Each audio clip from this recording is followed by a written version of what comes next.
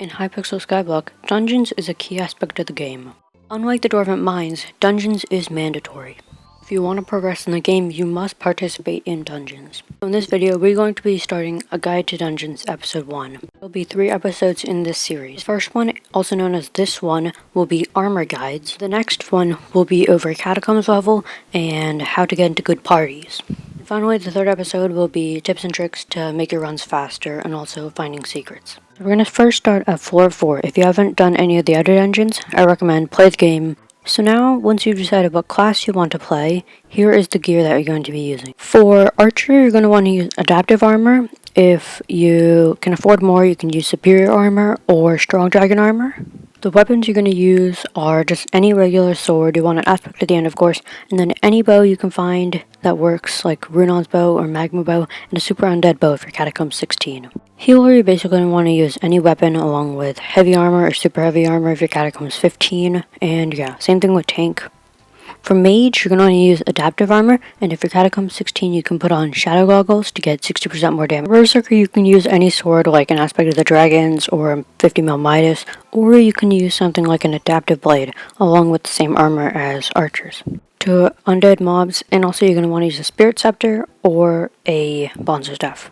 And that's about floor 4, so now we're going to move on to floor 5.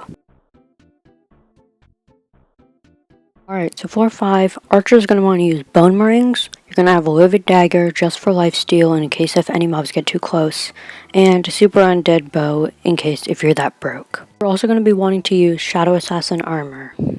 For berserkers, you're going to use a shadow fury if you have a lot more money. If you don't have as much money, you can use a livid dagger. Make sure you're also using shadow assassin armor. Remember, you can replace the chestplate with a zombie knight chestplate if you can't afford a shadow assassin chestplate. Mages should be using Spirit Scepter and a Bonzo Staff, same weapons. They should also have a Livid Dagger just for lifesteal. You should use Adaptive Armor with Shadow Goggles. Healers and tanks can use Livid Dagger and Super Heavy Armor, or Shadow Assassin if they're fine with survivability and if they want to deal more damage. Remember, these are all just suggestions for classes to use. If you have any ideas, then please comment down below all of them.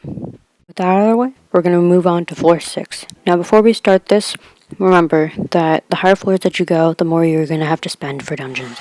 So for floor 6, archers and berserkers have the same gear. Maybe throw in a floor zombie sword if you start dying. Also make sure you have a flower of truth because those are key. At this point, mages should be able to afford a Midas staff along with using necromancer lord armor. Also remember, floor zombie sword is very useful. If you want to use a livid dagger or a flower of truth for survivability, you can. Also remember, spirit scepter you should be using for clearing rune. This is the floor where healers and tanks shine. They get the tankiest armor in the game. When using necromancer lord armor, you become an ultimate tank. You can also throw in a florid zombie sword and a livid dagger or a flower of truth if you need lifesteal and also just a main weapon damage. So with that out of the way, we're going to move on to floor 7, and then we're going to talk about the pets that you're going to be wanting to use in the dungeons.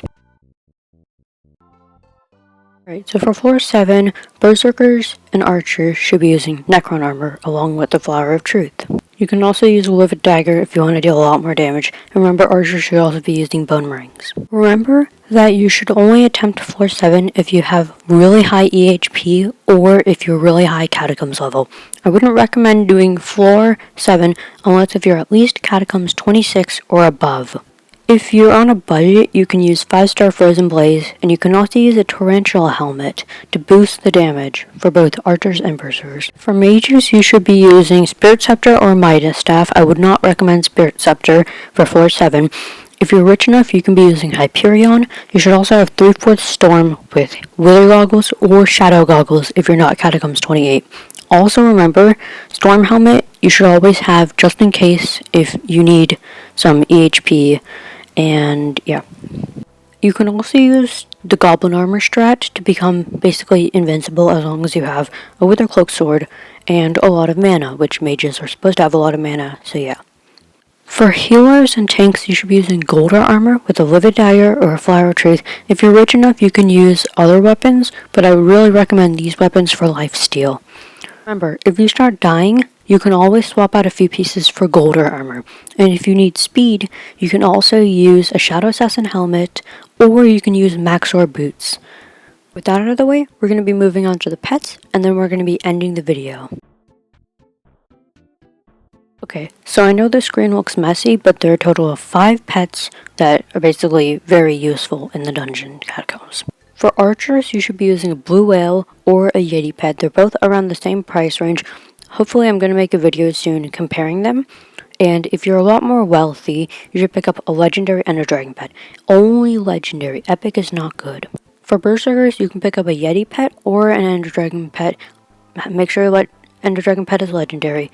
Yeti pet should be epic. You can also pick up an epic turtle pet. It is really useful. I know it's being made fun of, but it's actually a really good pet because it increases your defense by a good amount, making your EHP go up. For mages, you should be using a blue whale pet or a sheep pet. Probably a sheep pet when clearing the dungeon and a blue whale pet when going into the boss room. For healers and tanks, they can take advantage of a blue whale pet or a yeti pet if they want to go for more damage. Ender dragon pet is always useful, and for healers, you can always be using a turtle pet if you're on a budget. Hopefully this helped, and also make sure to subscribe because we are on the road to 1,000 subscribers. But yeah, I hope this helps you decide I hope this helps you know what armor you're going to be using, and the gear and the weapons and everything. So stay tuned for episode 2. So yeah, thank you guys so much for watching. See you guys in the next video.